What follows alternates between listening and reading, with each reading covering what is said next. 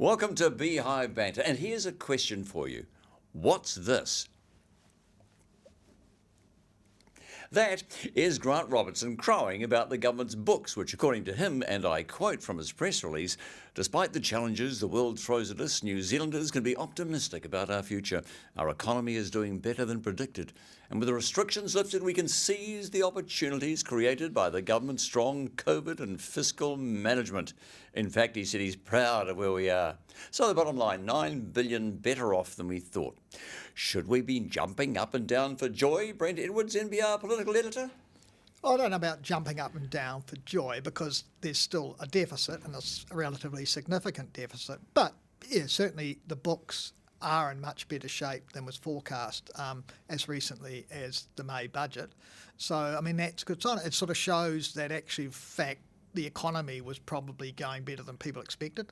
Tax take was up, particularly the corporate tax take was up, and that extra money, but also there was a little less spending than anticipated because not all the COVID money got spent. So that ended up with the numbers being better than forecast. Does it, though, still look as good if you take into account the debt he shifted out of the figures last year? He moved things around so that it wouldn't be included, didn't he? No, he didn't. I'm not sure quite what you're talking about. You do know what I'm talking about. They changed the debt to GDP ratio. Yes. But that's not moving money out. Okay. The money's there. Put it however you want it. No, so it's not included in the figures, is it? It is included in the figures. All that money to spend is included in the figures. And these numbers are audited by the Auditor General's office and ticked off by that. So there is a reasonable set of government numbers as you could expect, Grant.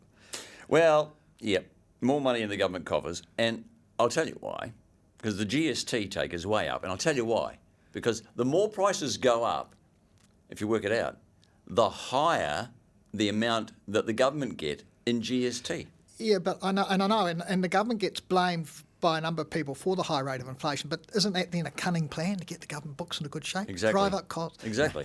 Yeah, look, GST's up. Astute of you. But as I say, corporate tax is up, PAYE tax is up because fewer people were unemployed. Let's talk about that. Yeah. Tax creep.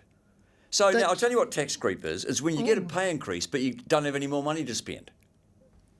No, that's not tax creep, actually. Well, it is because you go to the next band, therefore you go up to the next rate, and therefore they take more percentage, a higher percentage, and therefore you've got a pay increase. You think you're great until you look at your pay packet and you go, that's hardly worth it. But you might move up to a threshold where you start to pay 33 cents in the dollar. You're still getting 67 cents in the dollar in your pay packet of the income above that amount. Yes, I know, but it's still tax creep. Oh yeah, look, I mean, tax creep's an issue in the sense that you end up with people who are on what are relatively low incomes paying higher marginal rates of tax.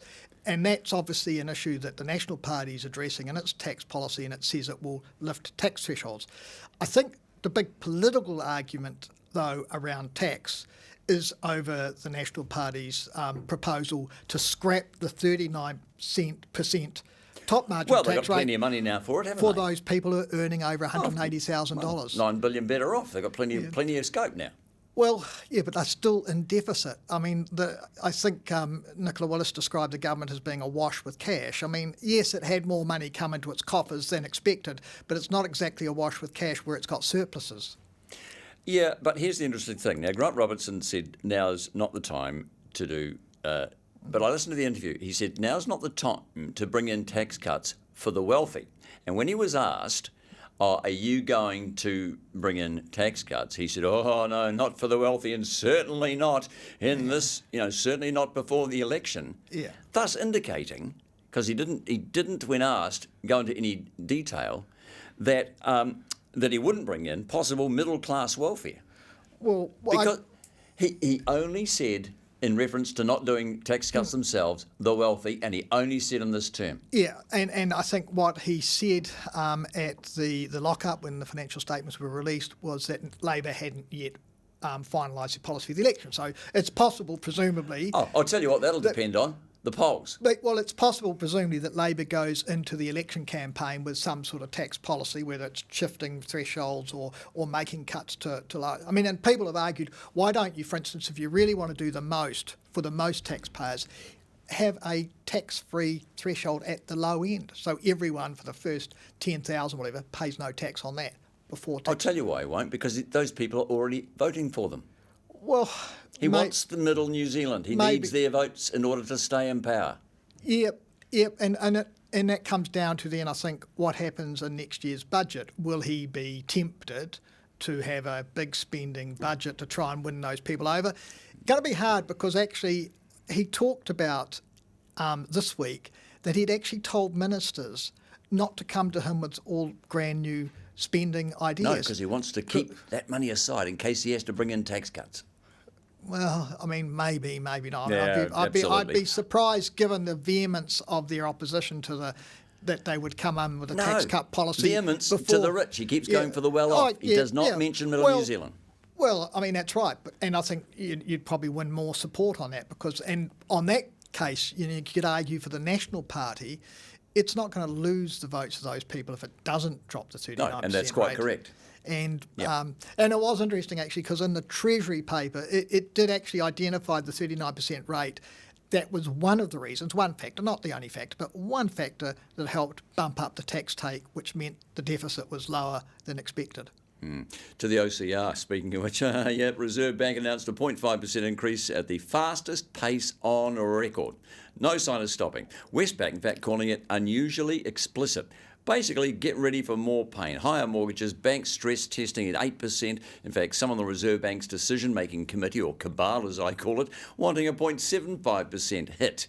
And a warning, because the dollar's falling, things will only get worse because imports now are more expensive.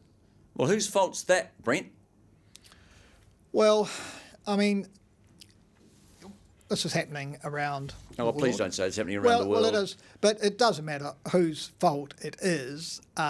Next year, in election year, who's going to get blamed? It'll be the government. Yes. I mean, and that's the problem. The political and economic problem for the government is that you go into an election year, interest rates are rising, costs are still high, households are struggling.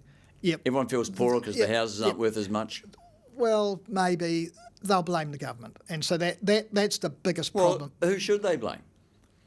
Well, not all of it is the government's Okay, moving fault. on. I've said this again. Now, look, none of this is our fault. We're spending because we have to get to work, we have to pay rent, we have to pay mortgage, we have to eat. What do the Reserve Bank want? Which one of those should we not do? Well, the Reserve Bank wants people to cut back on spending. Well, but that's what we're spending our money on. And the argument is that will then take pressure off inflation. But actually, the whole thing, the whole point about it, is, which is interesting, is it's putting up mortgage interest rates effectively by putting up the OCR. Now, it's actually targeting. People are having to choose what they pay for. I know, but it's actually targeting a small group. It's only about a third of people own a home, right? And not all of them have a mortgage. A number of them, particularly older people, but they are want mortgage-free. everyone to stop spending. But what do we stop spending on? Well, it's across the board. They want fewer dollars chasing fewer goods, because if you get more dollars chasing those goods, the price goes up. That's the theory, and that's been based on monetary policy for some while now. Some economists around the world are questioning that now, as to whether increasing rates at the way central banks around the world doing, whether that is the most effective way of dealing with inflation, or whether it will actually cause more economic damage.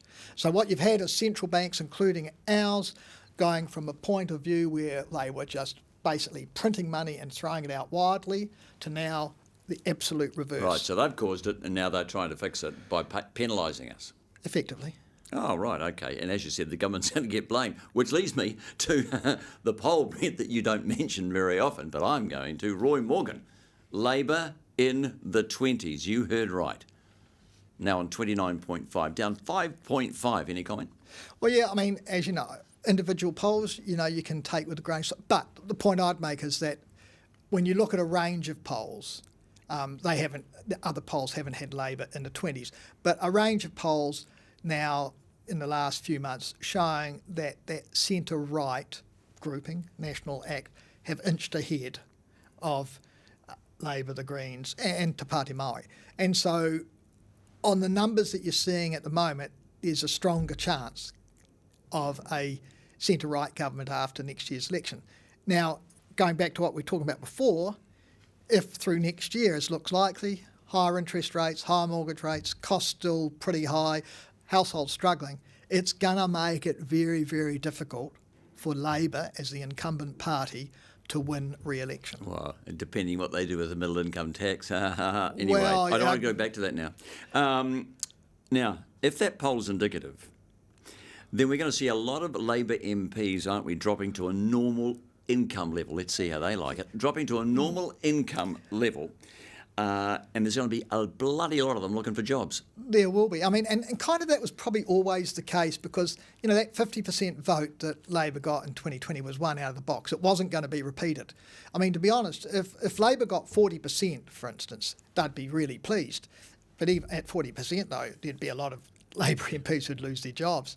So yeah, and that will be interesting because into next year, an election year, if a number of those MPs start to get nervous, start to get fearful, what will they start talking about? They might not have anyone on the list. What pressure will... Well, I've heard that. I don't believe that will be the case because I think if the vote collapses in the way that you're suggesting... I didn't do the poll. I know, but if it collapsed down to, say, 30%, which... your electorate vote would go with it as well. So I think they'd lose a whole lot. I think they'd lose a number of electorate seats. But they'd obviously not have that many people on the list because they don't have a good enough overall vote. No. All right, well, looking forward. The House is still in recess.